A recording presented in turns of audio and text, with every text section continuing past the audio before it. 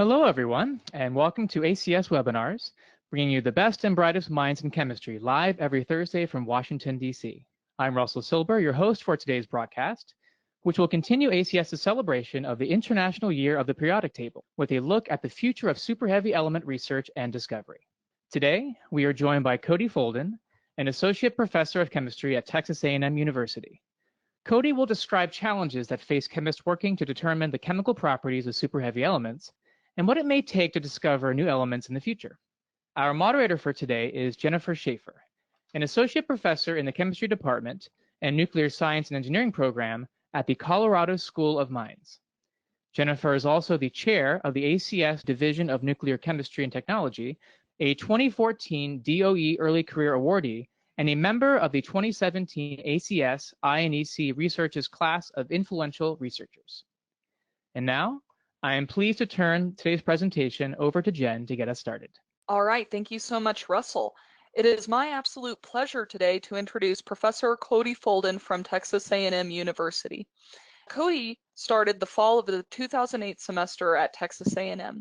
He was previously a postdoc at the National Superconducting Cyclotron Laboratory at Michigan State University, working with Professors Bradley Sherrill and David Morrissey. His thesis advisor was Professor Darlene Hoffman, and he did postdoctoral work with Professor Heino Nietzsche. He received his DOE Early Career Award in 2012. Before coming to Texas A&M, Cody had a significant role in the successful confirmation of the discovery of the Roentgenium element and was a member of the team that confirmed the discovery of Darmstadtium. He was a member of and discovered various isotopes, including 125 palladium and 42 aluminum. It is my absolute pleasure to turn the floor over to him so he can talk to us about the discoveries relevant to the superheavy elements. Well, thank you, Jen. So let me start off by saying it's my pleasure to be here and to talk to you today about some of the challenges that we face in studying the chemistry of superheavy elements. So the outline for my webinar today is that we'll discuss the elements as they stand today, the nuclear reactions that are used to make the heaviest elements. We'll discuss a little bit about how these experiments are performed, a little bit on the future of new elements, and also talk about the question of how do you study chemistry when there are only a few atoms available. So I'd like to begin by starting off with a question for the audience, and I will pass that to Russell. We have how many naturally occurring elements are there? Is it less than 80, 80 to 85, 86 to 90, 91 to 95, or more than 95?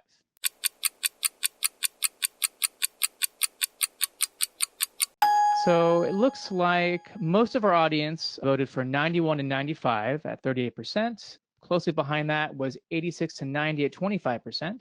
So what is the answer, Cody? Well, those are actually very good guesses. The answer is actually 91 to 95. And the reason is that I would say that overall there are 91 naturally occurring elements, but it does depend somewhat on how you count them. So for example, the heaviest element that you can acquire in large quantity on Earth is uranium, which is surprisingly abundant overall, and you can also mine it like gold. Its atomic number is 92, which might make you think that atomic numbers 1 through 92 would be present on Earth. So how come the answer is actually 91? Well, there is a problem where, for example, technetium, which is atomic number 43, does not actually occur naturally. So we have to subtract 1. And also the element promethium, which is atomic number 61, does not occur naturally as well. So that takes us down to 90. So how do we get back to 91? Well, it turns out that there is actually a tiny amount of plutonium-244 that has been discovered naturally on Earth. So what happens is it's produced in outer space in stellar nuclear reactions, eventually gets blown out into space, and a very tiny amount of this rains down on the Earth. And it's interesting because that isotope only has a half-life of 80 million years, which is much less than the age of the Earth, and so it should have decayed away. So this is actually an indication that that element is continually being deposited on Earth. So with that, combined with the artificial elements, that brings us up to a total of 118 total elements on the periodic table today. Now, here's what the periodic table looks like, as we all know.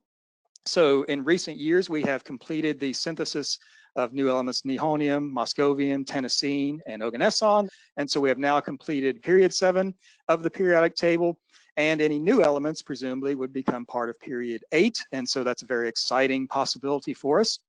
Here is uranium, as we know, so through artificial means, and then the naturally occurring plutonium.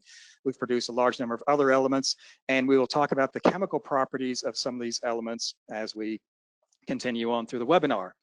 So let's talk a little bit about how you make all of these artificial elements that are present on the periodic table.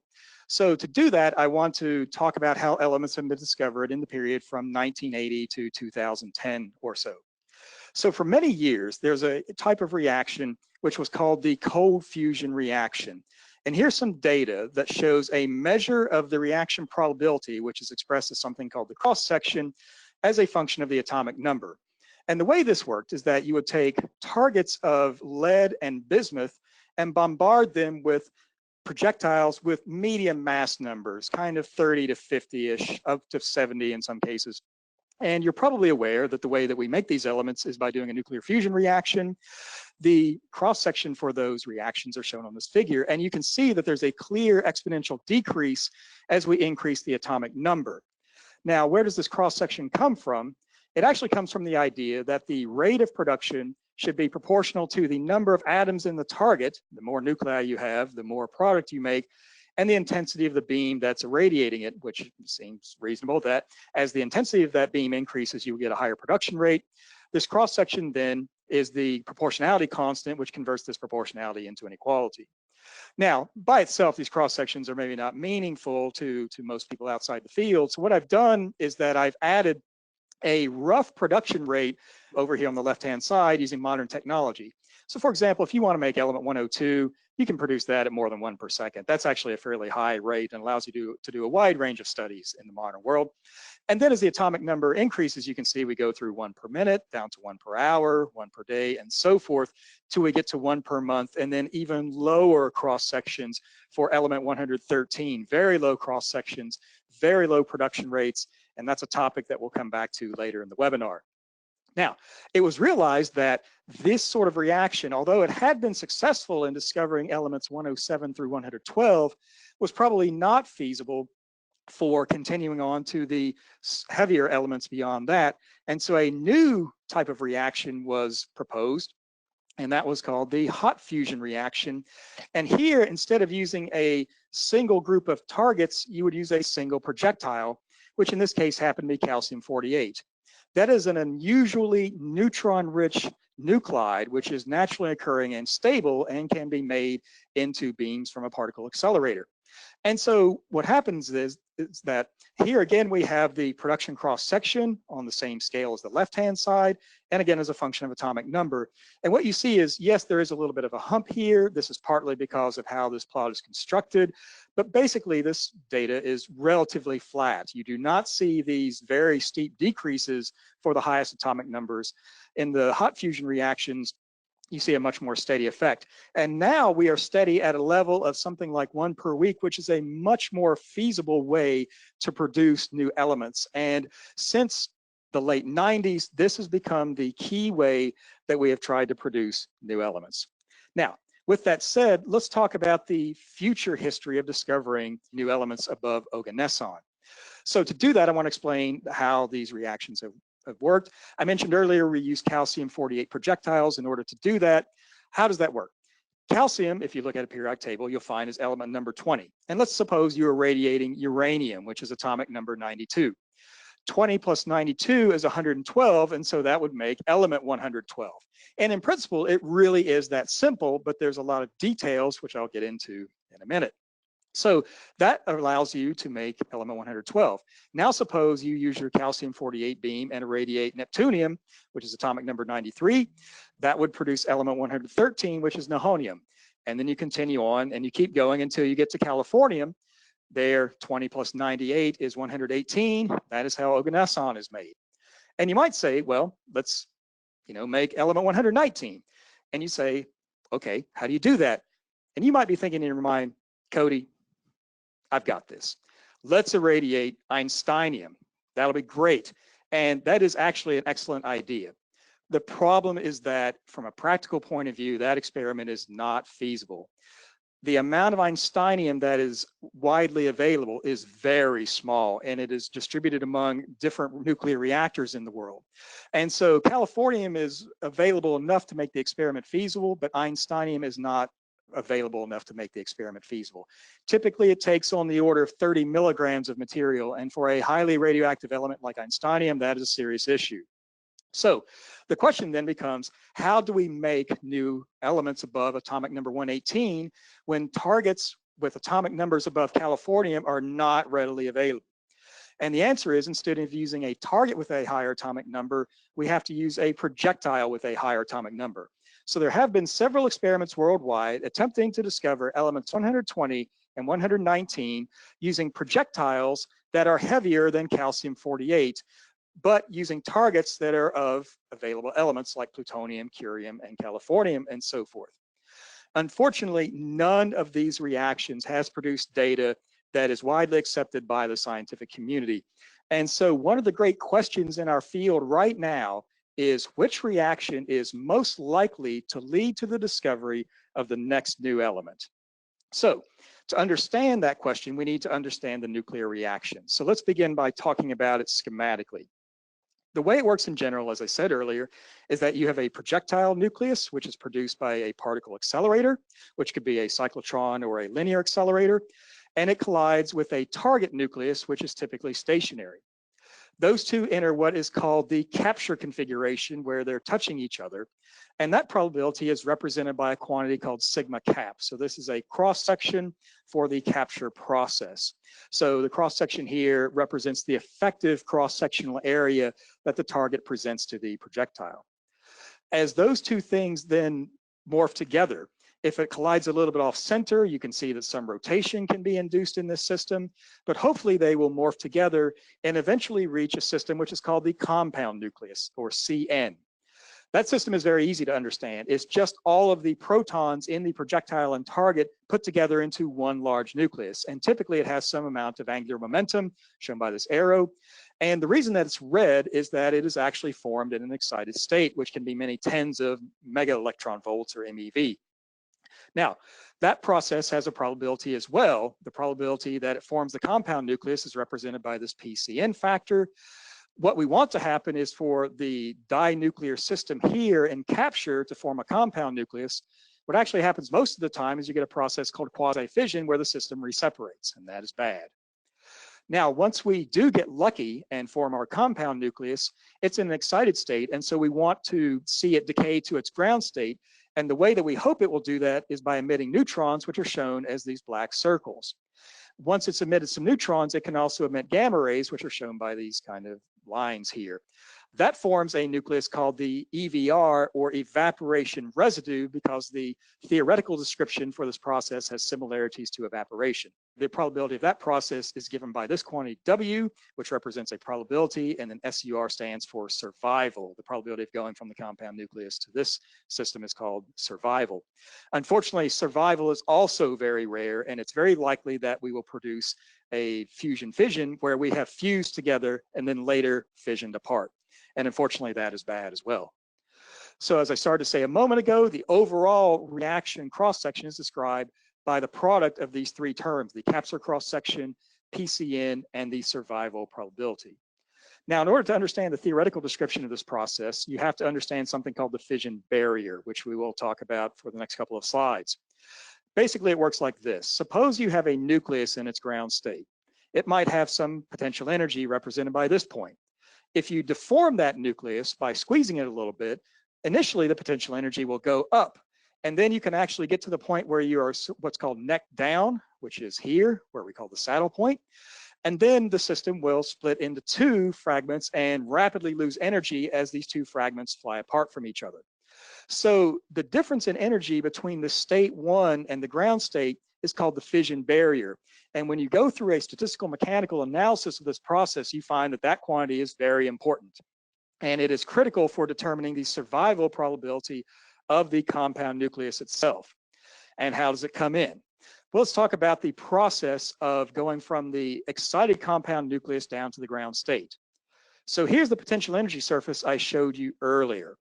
Now let's suppose that we have produced our compound nucleus in some initial excited state, which here is labeled E1 star. Hopefully what will happen is that that nucleus will emit a neutron, which has some separation energy given by S sub n.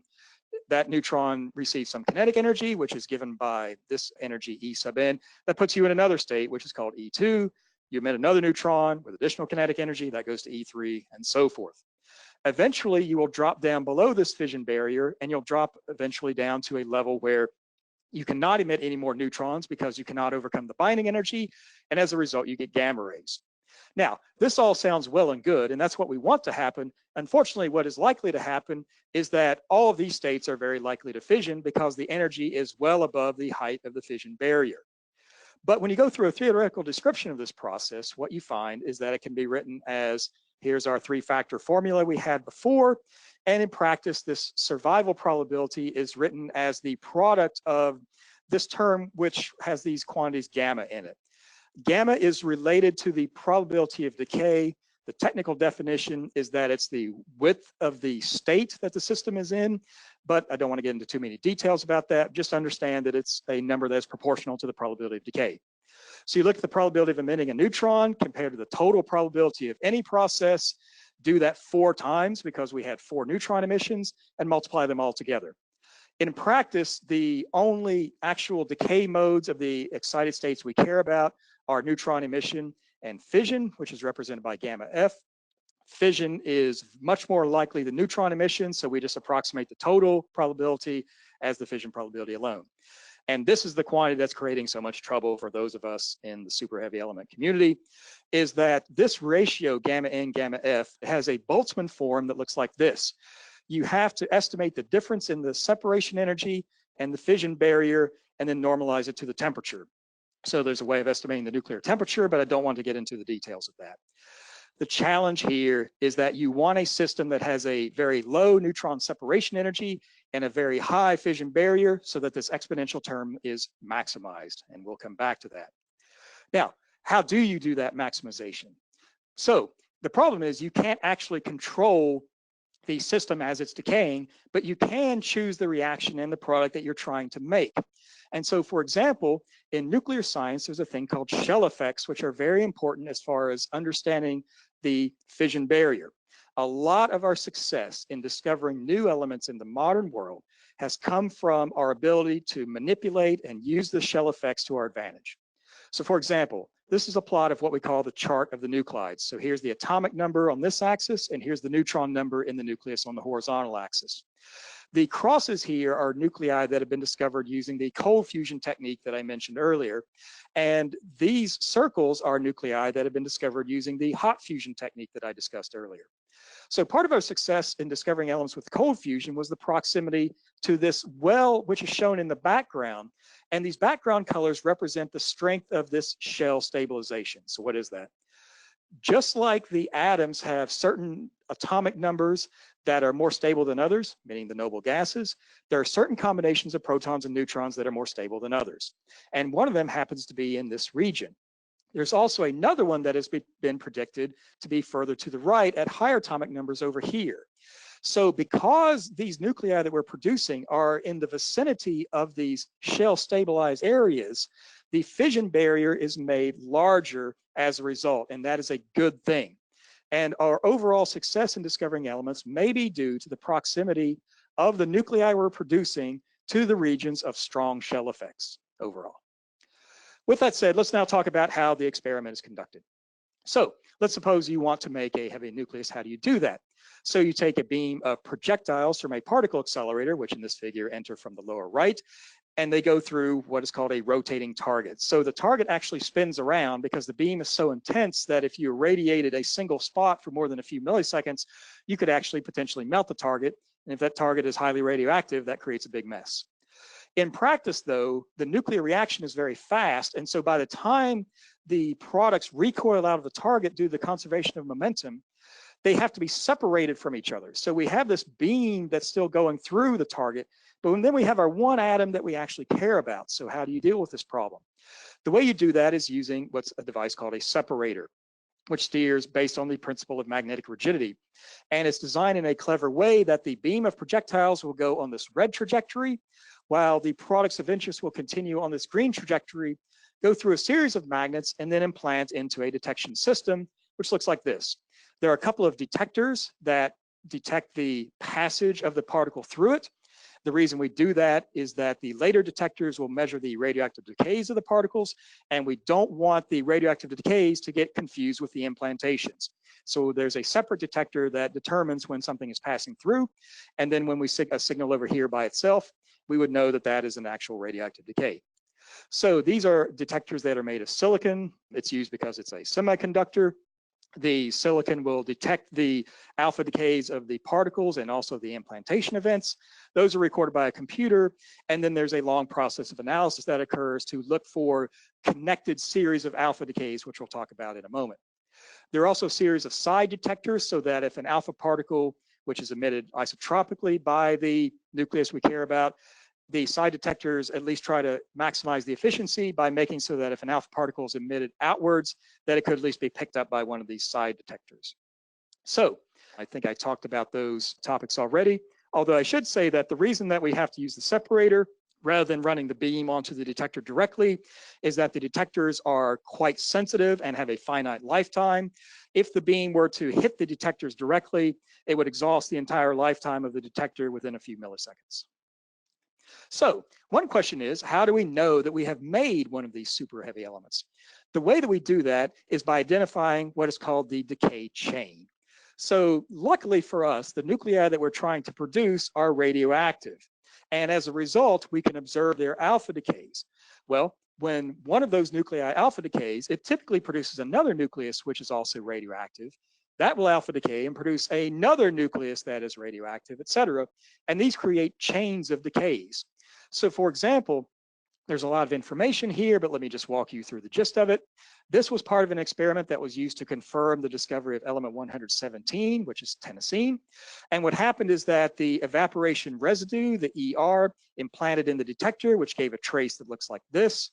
It alpha decayed 55.9 milliseconds later with an energy of 11.07 MeV, made another trace like this, et cetera. And then we got a long series of decays that eventually led to Lawrencium-266, which fissioned with a time of 3.8 hours. So by reconstructing this decay chain, we are able to infer that these nuclides are present in the detector. And in this particular experiment, the group that worked on it produced 2 decay chains, which were assigned to element 117. And this was critical to confirming the discovery of that element. Now, with that said, a legitimate question is, what are the criteria for a new element? So if you want to look this up yourselves, there are 2 different links to it. This is the primary article, which discusses this topic in detail. If you'd like to see a short summary of it in a modern paper, which discusses the discoveries of elements 113, 15, and 17, then there's this more modern paper as well. Now, one of the criteria is that the atom that you're trying to produce must survive for approximately 10 to the minus 14 seconds. And the reason that number was chosen is because that is roughly the time needed for a nucleus to collect a cloud of electrons. The idea is that it's not an element unless it has chemistry, and it doesn't have chemistry unless it's picked up all of its electrons. In practice, this is not a big problem at all. With modern experimental techniques, we can observe nuclei, in some cases isomeric states, excited states, with half-lives down to a nanosecond or less in some cases, but that's still quite a bit more than 10 to the minus 14 seconds. If a nucleus were not going to stay together, if it were going to fusion fission like I described earlier, that process typically happens on a time scale of 10 to the minus 18 seconds, which is a lot less. So this is a convenient cutoff between the clearly unstable nuclei and the clearly relatively stable nuclei. Now, you also have to show that the atomic number of your new element is different from all known atomic numbers beyond a reasonable doubt. But interestingly, you don't actually have to determine that atomic number exactly. If you could make a extremely heavy element, but show that its atomic number is not consistent with any of the known elements, you could get credit for that, even if you have not decisively identified the atomic number itself. You can use physical or chemical techniques for this purpose. I should mention that in the modern world, it's only the physical techniques that are used. The chemical methods have not been used to discover an element since Mendelevium was discovered in 1955. Confirmatory experiments are preferred, although this may not be feasible in some cases due to the expense of the experiment and the beam time required. In reality, these criteria have not stopped arguments about who discovered what, which can go on for years. Now, luckily in the modern world, the field has a sort of collegial competitiveness about it, and the arguments are a lot less vocal than they used to be in the past. And so that's a positive development. So with that, I'd like to give you a sense of the challenge of these experiments. And so I'm going to pass back to Russell for another audience poll question. Thank you, Cody. So the discovery of Nihonium was based on 3 atoms. How many days of beam time were required to produce those 3 atoms? So for our options, we have less than 100, 100 to 300, 300 to 500 days, and then more than 500 days.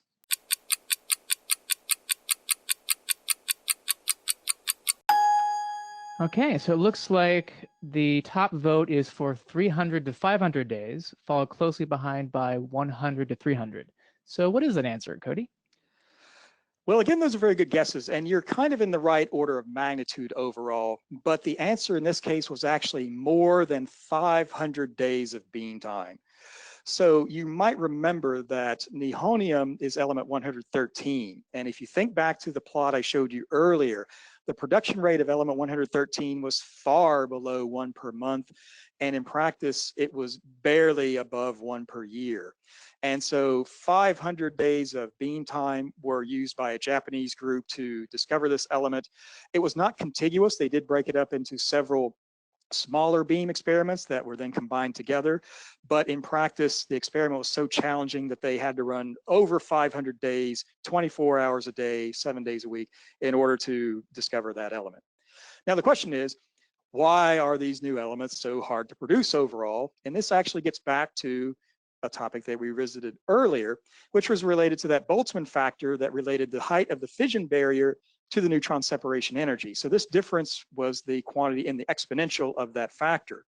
So what I've shown here is actually some work that my group has published in recent years, where we show the cross sections for reactions as a function of this difference.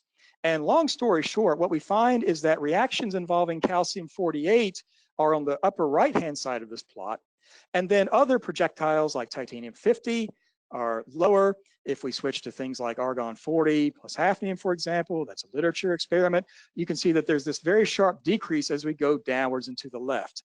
And this is another explanation for why the experiments to discover elements 119 and 120 have probably not succeeded, is because when you switch your projectile away from calcium-48, that moves you to the left on this plot.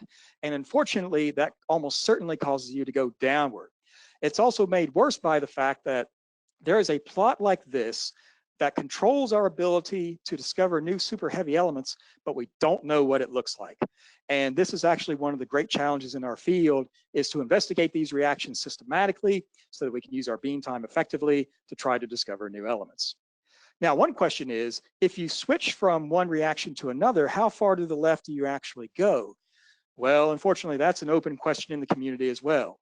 So for example, what I've shown here is this quantity fission barrier minus binding energy. This was labeled SN on the previous plot, but it's the same quantity.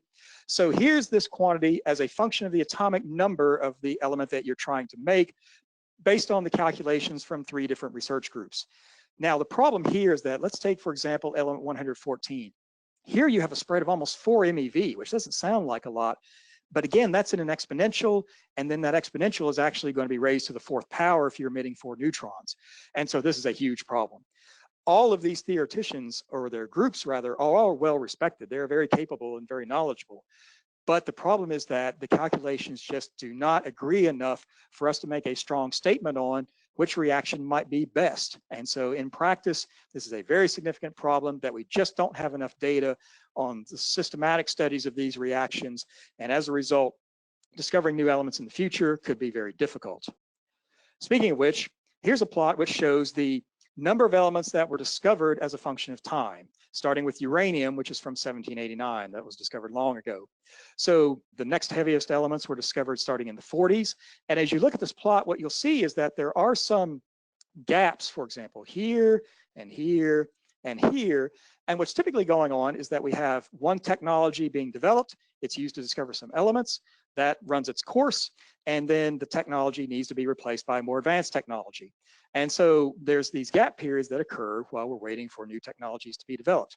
This is actually up to date. We are currently in 2019 in one of these gap periods on the right. It seems very likely that we're going to need a next generation particle accelerator or some other nuclear reaction in order to allow us to discover new elements. Now, for the record, there is a new high intensity particle accelerator under construction in Russia. That is in the later stages of preparation. So hopefully in the next few years, we might have some exciting results from that laboratory. Now with that, I'd like to change gears and talk about what has heavy element chemistry told us about the periodic table. So to do that, I'd like to emphasize the fact that the chemistry of heavy elements has been critical to our understanding of the periodic table. So for example, if you take a periodic table from before World War I, it looks pretty modern, but if you look carefully, you'll see some things that are different. So for example, technetium is not present. Promethium is not present. Astatine is not present, and there are no transuranic elements. Also, uranium itself and thorium are in the main body of the periodic table. Now, there were good reasons for thinking that, but nowadays we know that it's important to add on an additional actinide series of elements, and that places uranium down here, which allows the transactinide elements to naturally go back to the main body of the periodic table. And so the chemistry of studying the heaviest elements has been very important for understanding of the structure of the periodic table itself.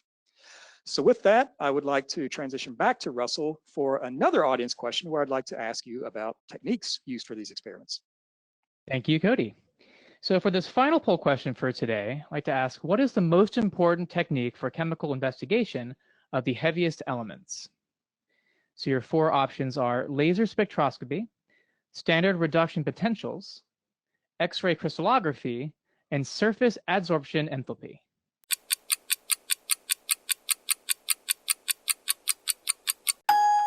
Okay, so it looks like most of the audience voted for laser spectroscopy, while right behind that closely was surface adsorption enthalpy. So Cody, what is the answer? Okay, so let's talk about each of these because they're very interesting for their own reasons. So there has been a laser spectroscopy experiment on nobelium that was published recently, which was very important for establishing the atomic structure of that element. But unfortunately, that is atomic number 102, which is not greater than or equal to 108. There has also been some real exciting work in Japan on the standard reduction potential of mendelevium, which was measured for the first time a few years ago. And a very important result, but also not atomic number greater than 108. There has been experiments on X-ray crystallography of the heavy actinides, for example. That's also very important work overall, but again, those heavy actinides are not Z greater than 108 or so. The answer is actually surface adsorption enthalpy. So let's talk about this and explain what that is. So to do so, I'm going to give you the textbook example of an experiment doing surface adsorption enthalpy measurements. And the one we're going to talk about first is Hassium, which is atomic number 108. The first step in the process is to produce Hassium, and that's done with the reaction of magnesium on curium to produce Hassium-269. That is a challenge in its own right and had to be well understood before the chemistry experiment could even be done. Now, if you look at the periodic table, you'll see that Hassium is a homolog of osmium. And if you're involved in organic chemistry, you probably know that osmium tetroxide is an important reagent. And so it was speculated that Hassium might also form a tetroxide. So the presumed chemical reaction that was attempted in this case was to take the Hassium that was produced in the nuclear reaction, react with oxygen, and produce Hassium tetroxide. In practice, that setup looked like this. The beam of magnesium comes in from the top. Here's another rotating target of curium-248. Due to the conservation of momentum, the products go into this chamber, which is filled with a mixture of helium and oxygen. The oxygen reacts with the Hassium. It goes through an oven, which has the effect of acting as a getter to remove any impurities. And then the volatile Hassium tetroxide goes into a range of detectors here, which have a temperature gradient on them.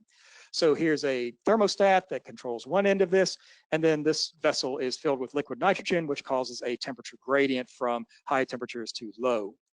So what does the data look like? So this figure is complex, so let me walk you through it. Here's a plot of yield versus detector number. So basically the products are entering from the left and moving to the right.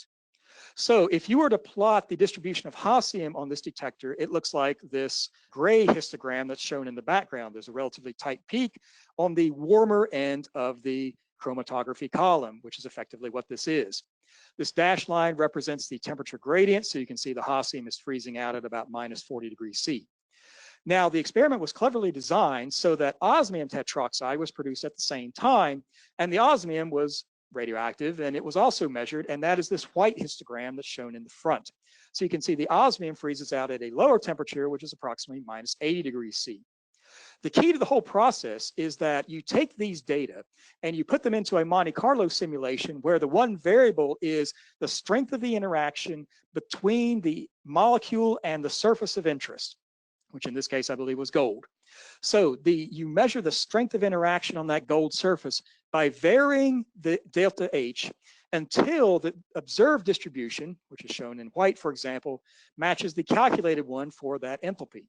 And the enthalpy that matched best for the osmium was minus 39 kilojoules per mole, and the one that matched best for the Hassium tetroxide was minus 46 kilojoules per mole.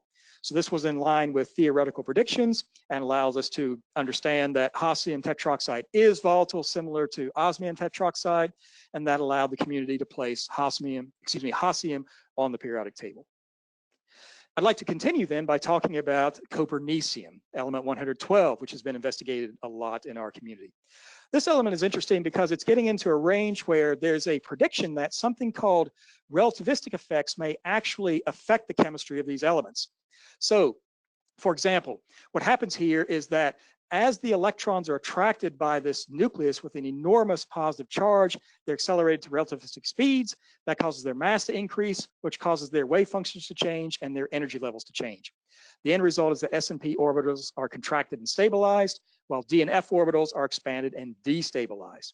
So there's been a prediction for many years that because the expected electronic configuration of Copernicium is 6d10, because it's predicted to be at the end of the D block, that because it's a filled shell and because the d orbitals are being destabilized and expanded, that the d orbitals may actually act as the valence electrons for this particular atom.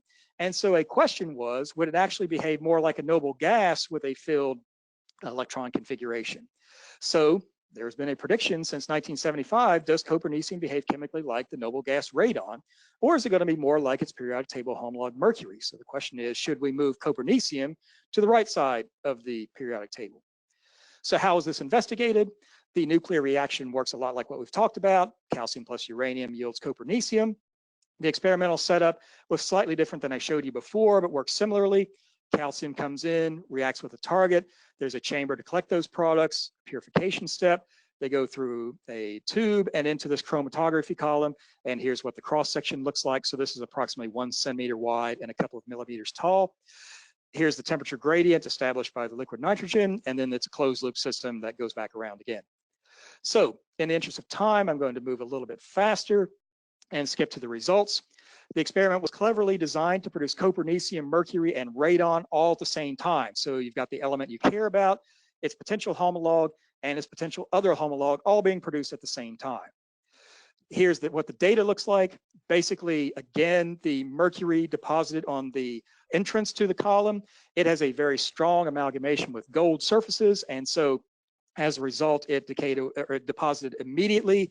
The exponential decay of this curve is just due to the fact that it may float along to a certain detector before it actually reaches the surface. The radon is very volatile and unreactive, as we all know, and it will only freeze out in the detector when the temperature is lowered to something on an order of minus 175 degrees C. Then this experiment was repeated 3 times, which is why there's 3 panels. The arrows here represent the Copernicium, and although there was one data decay chain that occurred in the radon end of the column, the overall data was more consistent with mercury-like behavior. And as a result of that, we believe that Copernicium was more like mercury, and it's commonly placed on the periodic table that way, or as a homolog of mercury. Next, I want to talk about Nihonium. So we're now getting into the cutting edge of modern super heavy elements. An open question in our community is, what are the chemical properties of Nihonium? There has been an experiment to measure this using a similar technique to what I've described before. In this particular experiment, it also studied mercury and astatine, which were produced. Both of those interacted strongly with the surface and gave this exponential decrease that you see here. Again, the arrows represent the locations of observed Nihonium decays. Now, the problem here is that instead of getting a nice peak like we would expect, where we have a region of constant temperature, which is what this dashed line shows, instead it was spread out. And this has created some question in the community of, was the absorption actually observed, or did the Nihonium decay what's called in flight? Was it just passing along and happened to emit alpha particles into that particular detector? And then there were no decay chains observed in the temperature gradient part of this particular experiment. And so this has created some questions in the field. There has been another major experiment at another laboratory, but they have not yet put out a publication on this yet. And so we're actually anxiously waiting for those results. A final modern exciting development in heavy element chemistry recently has been the first mass spectrometry of Moscovium. So there was an experiment in Berkeley which tried to measure the mass numbers of the product of the calcium-48 plus americium-243 reaction for the first time. And the way that it worked was that the beam came in from the upper left. It goes through a separator, which are the squares here. That product was collected in something called a gas cell, and then injected into what was called a trochoidal mass spectrometer, which is basically a mass filter that has been slightly defocused in such a way that the ions move on these looping trajectories. Now, the reason that you do that is what happens is that the position of the particle on the detector in physical space actually represents the mass to charge ratio of that particular species. So what happened here is that this was a test run that they did. And so the left to right position tells you the mass to charge ratio of the product. And then the vertical axis here is the alpha decay energy. And then these are due to decay chains, which is why you get this separation. And then here's what the individual mass peaks look like. This experiment was repeated with Moscovium directly, and they observed 2 decay chains, one of which was assigned to Moscovium 288 and the other to Nihonium 284. What they suspect happened was that this was actually a Moscovium event where it decayed during the collection process, which took a few tens of milliseconds. And so as a result, they observed the daughter Nihonium rather than the Moscovium itself. But again, a very exciting development in our field. So with that, I'd like to wrap up and give you a short summary of this. On the upside, many scientists believe that the compound nucleus mechanism is still viable for discovering new elements, and that's been attempted in several high-profile experiments. On the downside, there are both theoretical and experimental challenges to discovering new elements. So the theoretical community has debates about the influence of the shell effects on the fission barrier, what exactly are the neutron binding energies. The experimental community has challenges making sure that our experiments are sensitive enough to produce these difficult elements. So there are upsides and there are also downsides at the same time. All of these are challenges. Gas-solid thermochromatography has become the primary technique for chemical characterization of the heaviest elements, and I showed you several examples of that. Our community still has many open questions to answer. I hope you enjoyed my discussion of superheavy element production in chemistry, and with that, I will transition back to Russell. Thank you so much, Cody. I'd just like to remind you all before we start the live Q&A that ACS's coverage of the International Year of the Periodic Table includes much more than today's webinar. If you head on over to C&en, you can learn about additional efforts to explore the superheavy elements in this article by Laura Howes. And with that, I'd like to hand things back over to Jenifer to tell you about an upcoming event from the Division of Nuclear Chemistry and Technology before starting today's live Q&A with Cody. I would like to invite you, if you're interested, to our upcoming symposium in Philadelphia next year, The Future of the Periodic Table, where we'll basically be considering the role that the chemistry plays of the heaviest elements, and we'll be co-leading this and organizing this, Cody and I, as well as Thomas Albrecht-Schmidt from Florida State University. So with that, I believe I can take us straight into the Q&A. All right, Cody, as you might have anticipated, your presentation presented many interesting questions to the audience, but I wanted to actually start with kind of the upfront question that is on so many people's minds, which is basically the why do we care question. And I think you did a really nice job starting to get to that and talking about how extreme some of these relativistic effects can be with some of these elements, but you might also have some ideas that you would like to share. Yeah, so I get asked this a lot, and I look at it from a variety of different perspectives. So one open question is, what is the heaviest element that we can actually make? And a related question is, what is the heaviest nucleus that we can actually make? I would argue that today we legitimately don't know what that is. There have been predictions in the past that maybe we'll get to 100 or maybe we'll get to 106. Well, we've blown past all of those. And so we legitimately don't know what the heaviest element we can make is. And so from a fundamental science point of view, I think it's very important to continue this research.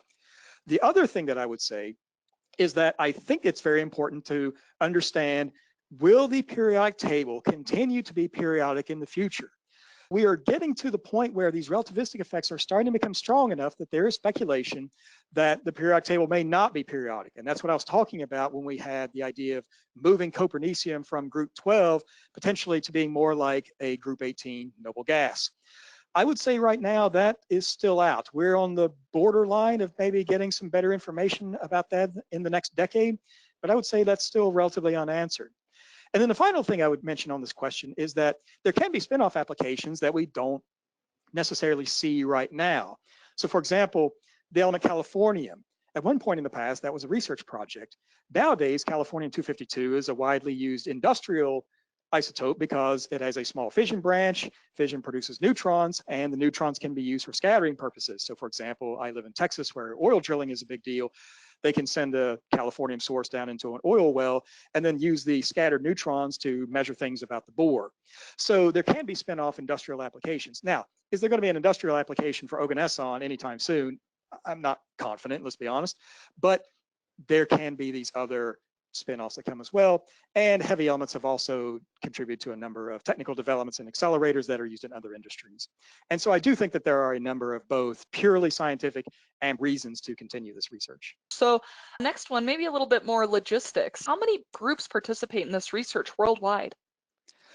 Okay, it partly depends on how you count them because the collaborations to do this work are very large. I would say that the typical paper that comes out nowadays that might have discovered an element typically has somewhere from 20 to 30 authors on it. So that's typically many more than a typical wet chemistry experiment, but not as big as some of these large collider collaborations that work on the Large Hadron Collider, for example. So it's kind of somewhere in between. I would say that the laboratories that are doing the main work in this field, there's a laboratory in Russia in a city called Dubna, the Joint Institute for Nuclear Research. There's one that's known by its German acronym GSI, located in Darmstadt, Germany. And then there's another one known by its Japanese name, RIKEN, which is outside Tokyo in Japan. And then in the United States, our main laboratory for doing this is at Lawrence Berkeley Lab, which is where the mass spectrometry results were done that I showed you. Now, when those groups do experiments, they typically, as I said, have large numbers of collaborators, which come from all over the world. And so the experiments are fairly large in scale, but the number of people involved is actually substantially smaller than in, if you compare the super heavy element world to the pharmaceutical industry. I mean, we're just a drop in the bucket. So in some ways, it's a very small community that is contributing this knowledge. And if I might follow up just quickly on that, what drives the team size? Is it sort of the scale of the experiment in one way, or does each person kind of have a specific job? And if so, what are kind of the specific jobs that people take on? I would say it's actually both. So Okay. the problem is that the experiment itself is so big that no one person can do all the work alone. For example, if you want to make a target out of californium because you want to make Oganesson, well, getting californium in a relatively pure state and the proper neutron-rich isotopes is not a small challenge at all.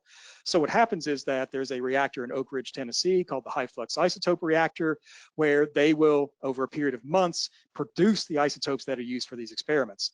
Then they can be sent overseas where another group has developed the separator that is needed to put all this together or to do these experiments. So designing separators is a specialized field which has its own small group working on that. Another group is working on the data acquisition system and the silicon detectors that I talked about. And then if you want to do a chemistry experiment, you've got to have a system for collecting the products and transmitting them to the chemistry experiment. That's another field of science by itself. And then the actual chemical measurements are another experiment by itself.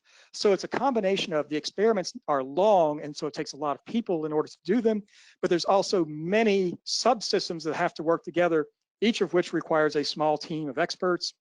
And so I would say it's both a combination of the scale of and importance of what you're trying to do, and then also the practical applications that just no single person could do it all themselves.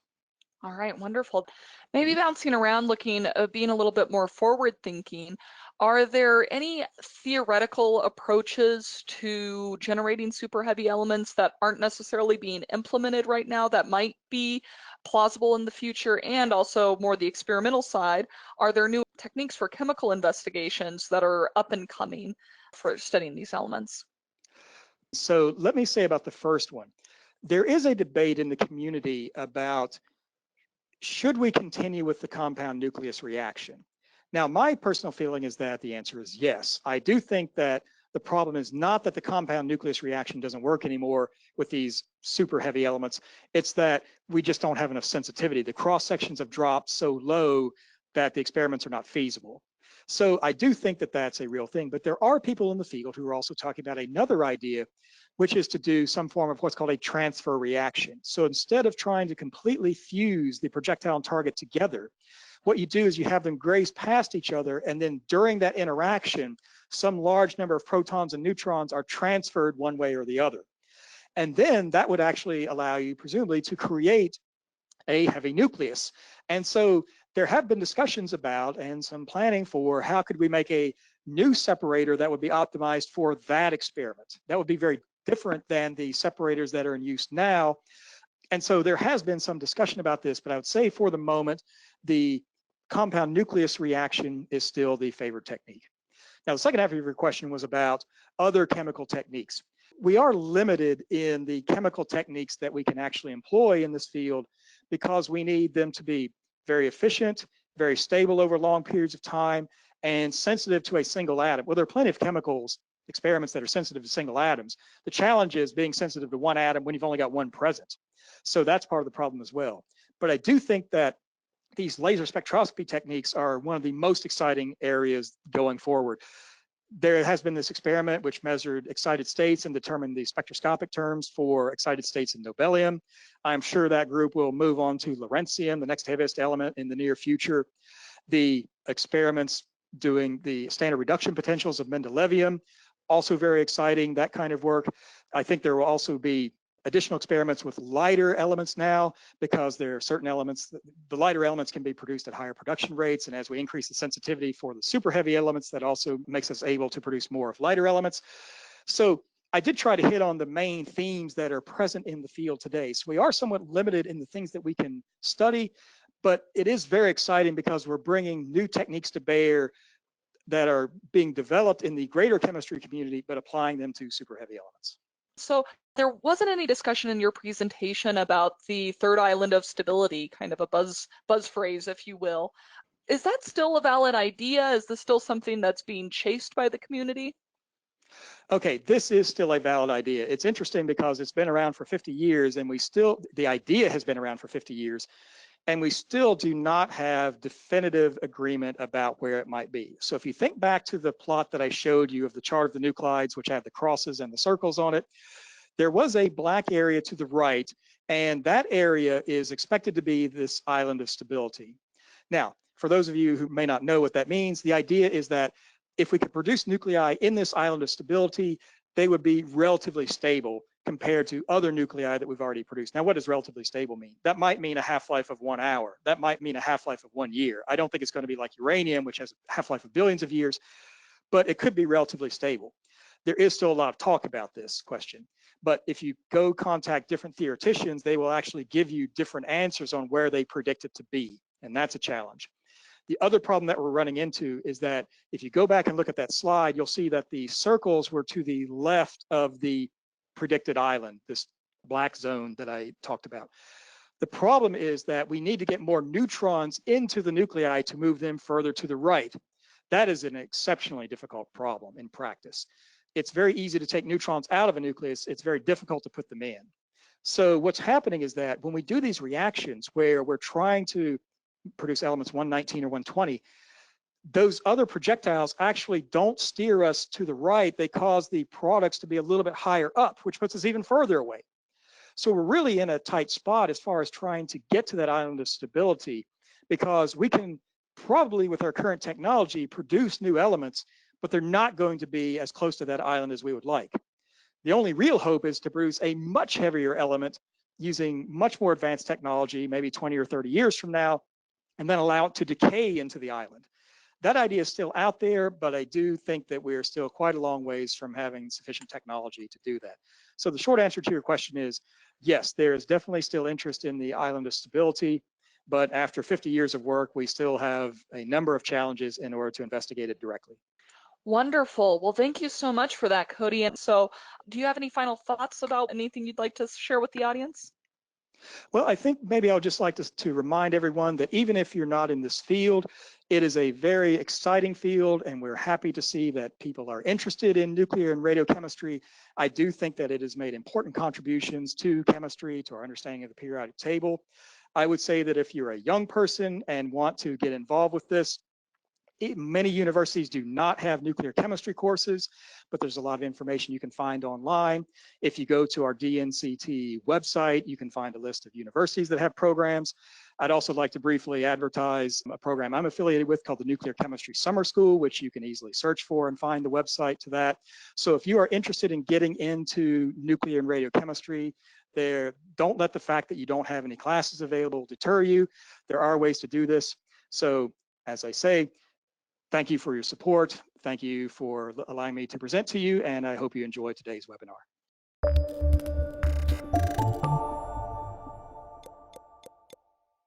Thank you for watching this presentation. ACS Webinars is provided as a service by the American Chemical Society as your professional source for live weekly discussions and presentations that connect you with subject matter experts and global thought leaders concerning today's relevant professional issues in the chemical sciences, management, and business.